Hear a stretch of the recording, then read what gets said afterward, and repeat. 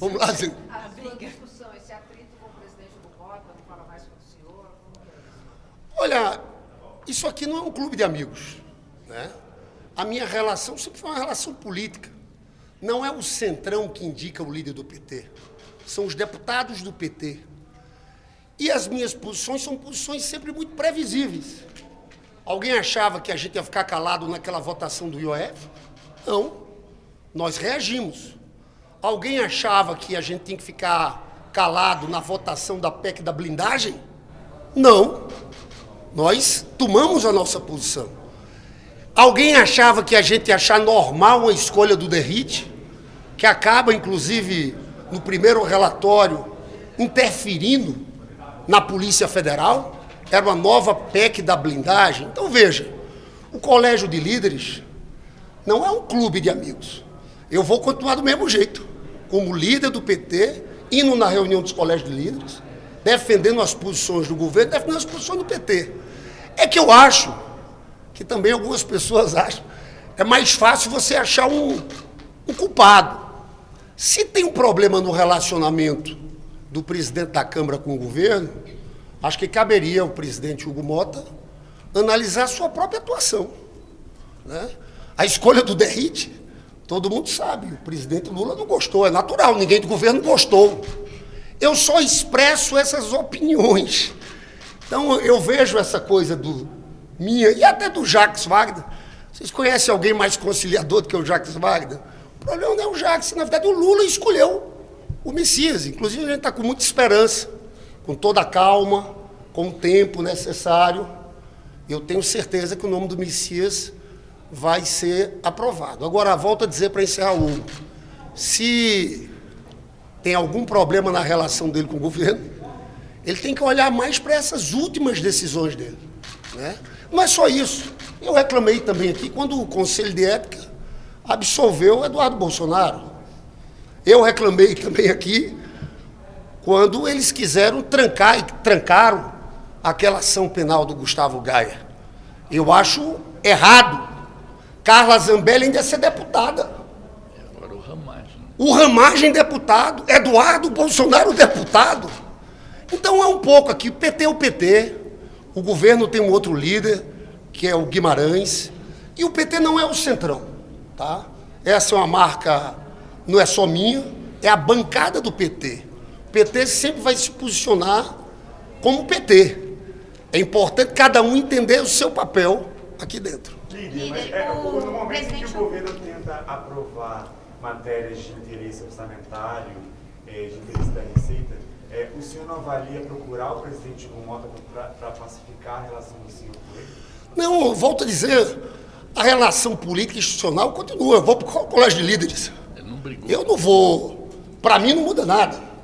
Eu não sou da roda de amigos do presidente Hugo Mota, né? Tem lá uma roda de amigos, Ciro Nogueira, Eduardo Cunha, o que seja. Eu não sou dessa roda. Para mim não muda literalmente nada. Eu sou previsível. Agora, algum tipo de surpresa contra o governo, a gente vai se levantar. Naquele caso do IOF, a gente foi surpreendido. Era uma votação aqui, que a gente soube na madrugada anterior. Era uma votação via Infoleg. Essa do DRI também votação Infoleg. Eu, inclusive, estou muito esperto agora quando marcam reunião à distância, Infoleg. Porque aconteceu no IOF, aconteceu ali no DRIT. Então, o problema comigo não existe, não vou mudar a forma desse comportamento. E se o Hugo quiser melhorar a relação com o governo, eu acho que ele tem que conversar com o presidente, explicar as motivações e continuar um diálogo, porque tem coisas importantes para ser votadas. Nós temos que votar a LDO, nós temos que votar o orçamento. A gente quer votar o devedor quanto mais. Esse negócio se arrasta muito. Esse tema é importante. E também benefícios tributários, porque sem esses benefícios tributários fica difícil fechar uma peça orçamentária. O presidente Mota comentou que agora vão manter relações apenas institucionais. Então, o que mudou antes do rompimento para agora com o rompimento? Mudou literalmente nada. Mudou literalmente nada. É porque, eu vou falar a verdade, tem gente que confunde isso aqui como clube de amigos. Eu não faço parte do sindicato dos líderes aqui. Não existe isso. A minha posição é política, nunca foi pessoal contra o presidente da Câmara e vai continuar do mesmo jeito. Se tiver qualquer surpresa contra o governo, se pautarem esse PL da anistia, vocês vão ver. A gente vai ter a nossa posição. Eu, inclusive, apelo aqui, tá aí? Apelo ao presidente Hugo Mota que não cometa esse erro. Para não dizer que a gente não falou, brutal erro que seria pautar qualquer coisa. Não é só anistia ampla, geral e restrita. Qualquer coisa que signifique redução de penas do Bolsonaro. O partido apoiou a eleição, né, do Mota. Então tem uma relação de proximidade. Isso azedou nesse clima todo? O que azeda são essas posições, às vezes, que eu considero erráticas. Eu citei 3 casos. Eu posso falar de 5. 3 casos, que foi o IOF, a PEC da blindagem, que foi muito ruim como foi feita. Essa coisa do Eduardo Bolsonaro não ser cassado. A Carla Zambelli, pessoal, o ato da mesa, pela decisão como é trânsito em julgado, a mesa tinha que ter afastado a Carla Zambelli. Esticaram até agora. O caso do Ramagem, na próxima semana, quando ele for julgado, tem que ser afastado pela mesa. Então, esses são pontos que levam desgaste. Eu tenho maturidade para entender isso, no caso. Eu reclamei dele porque não dá para confundir o que é uma relação política e o que é uma relação pessoal. Meu ataque não é pessoal contra ele, é político. E nós vamos continuar falando o que a gente acha que tem que falar, né? O comportamento de um líder do PT é esse. Vai botar o derrite de relatório, um relatório como aquele, a gente vai ficar quieto? Vai votar PEC da blindagem, a gente vai ficar quieto? Não. Eu estou exercendo o papel que a bancada, o que a bancada quis e delegou que eu fizesse como líder do PT. Líder, deixa eu botar, o senhor falou da indicação de Messias para o Supremo e falou da relação com o Alcolumbre. O senador Alcolumbre está falando em votar amanhã aquela pauta bomba. Os senhores pensam em conversar? Eu sei que é da outro lado, lá de Salão Azul, mas os senhores pensam em conversar com ele, tentar evitar, já que a PEC foi aprovada aqui na Câmara e agora é o PLP lá no Senado? Olha, vou deixar o Senado com o Jacques Wagner. Nós temos uma tarefa, a turma é muito habilidosa na condução. Isso é prioridade do presidente Lula. A prerrogativa de indicar ministro supremo é uma prerrogativa do presidente da República, né? O presidente nunca delegaria isso. O presidente do Senado é importante, e é importante sim, vai ter a sabatina lá dentro. Eu já fui senador. Com o tempo, as coisas vão se resolvendo. O Messias tem muita capacidade de diálogo. O presidente Lula vai entrar em campo quando chegar de viagem, vai conversar com as lideranças partidárias e eu acho que ao fim e ao cabo tudo vai se resolver. Essa questão da pauta de amanhã, que tem impacto, é verdade, tem um impacto. Mas, digamos, se fosse a motivação do presidente do Senado, fosse a motivação de dar um troco, ele teria votado a PEC. Eu não creio que tenha sido só isso, porque, de fato, tem uma pressão muito grande dos agentes comunitários em cada município. Então, veja, eu não encaro essa decisão como uma resposta do Davi desse jeito. Porque, volto a dizer, ele está colocando um projeto de lei complementar, que ainda vem para cá. Então, não teria, como a PEC o governo nem vetar pode.